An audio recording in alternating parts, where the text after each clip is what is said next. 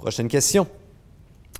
Comment le gouvernement peut-il s'assurer que chaque personne, que chaque Canadien a la chance de réussir dans la vie? En d'autres mots, qu'on parte tous sur la même ligne de départ au début de notre vie.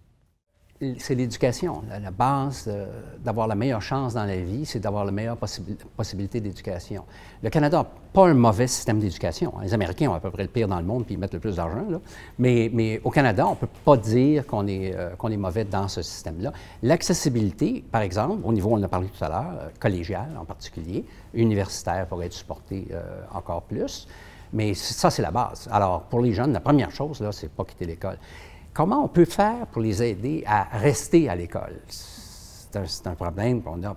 Et j'ai pensé, moi, rendre l'école attrayante par le sport.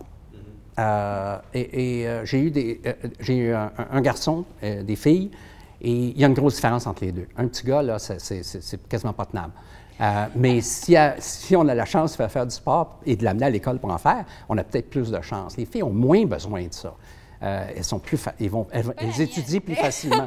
Mais peut-être pas toutes non plus. C'est l'éducation. C'est la base, c'est l'éducation. C'est ça. Tacha, vous êtes d'accord? Je pense que l'éducation est fort importante. C'est un domaine provincial, d'ailleurs, l'éducation dans les années 1 à 12 ou 11, dépendant où tu es. Alors ça, c'est les provinces vraiment qui doivent travailler ça, mais je pense oui, c'est très important. Est-ce qu'il y a d'autres choses que le gouvernement fédéral peut faire pour s'assurer que tout le monde a la même chance de réussir? Il y a les transferts, mais je pense que ce qui serait plus intéressant, c'est parce que je vous arrête 2 secondes. Un transfert fédéral, ça c'est quand le gouvernement fédéral donne de l'argent aux provinces, c'est bien ça? Pour un objectif spécifique. Oui, dans ce cas-ci, ça serait l'éducation. Il y en a pour l'éducation. Oui, parfait, merci. Pour la réalisation d'un objectif. Et je pense ici que le choix en éducation, on démontre que l'implication des parents dans l'école, c'est un des facteurs les plus importants pour la réussite scolaire d'un enfant. Le choix des parents pour des écoles maintenant, ça dépend où tu habites. En Alberta, ils ont changé ça. Ils ont des charter schools, comme on appelle. Ils donnent parfois aussi aux parents, il y a des programmes aux États-Unis, ils donnent des parents de l'argent pour choisir quelle école ils aimeraient envoyer leurs enfants. En Suède, ils font la même chose. Ils ont changé leur système pour permettre aux parents de choisir l'éducation de leurs enfants. Et on voit que les résultats augmentent parce qu'il y a plus d'implication de la famille. La deuxième chose que j'ajouterais aussi, c'est la santé est très importante. Là, on voit que le fédéral, c'est encore un domaine provincial, mais il y a toujours des transferts aux provinces. On diminue ces transferts. Je pense qu'à la longue, les provinces doivent faire le choix. Est-ce qu'ils vont augmenter les impôts pour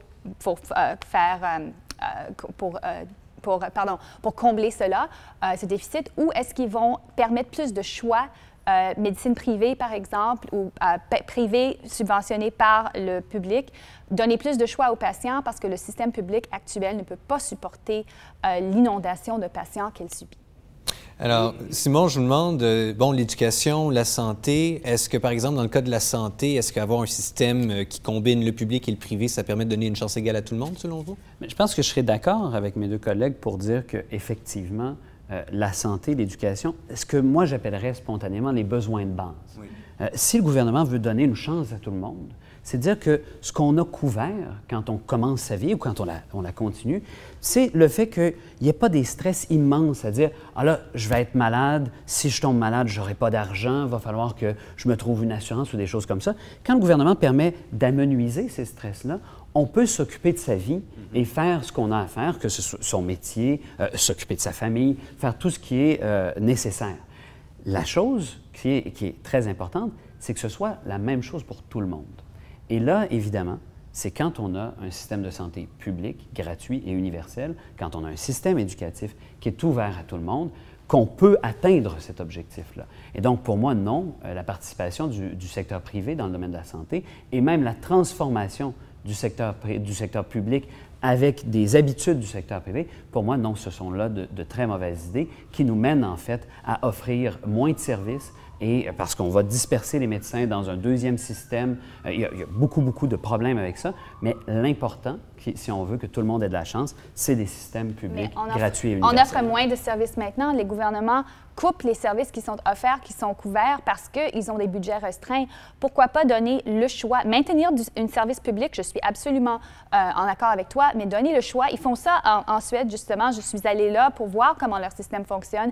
Depuis plus que 20 ans, ils ont un système mixte. En Suède, ça fonctionne très bien. Les gens qui veulent choisir un système privé peuvent le faire, mais c'est très peu de gens qui le font. Mais ça incite le public à mieux performer parce qu'ils savent que les gens ont des options qui ne seraient pas nécessairement au système public. Alors, les médecins dans le système public ont un incitatif à mieux performer parce que leurs subventions dépendent du nombre de patients qu'ils reçoivent. Ce qui augmente au Québec dans les dépenses de santé, ce sont les dépenses privées, ce sont les dépenses en médicaments. Parce que le système public seul ne fonctionne pas. Parce que le secteur pharmaceutique fait des sommes astronomiques sur le médicament. Ben oui, c'est ça qui a augmenté de 20 dans les dernières années. Le coût des salles d'opération. C'est relativement stable. Le coût du système public, il est relativement stable. Ce qui coûte cher, c'est les dépenses privées.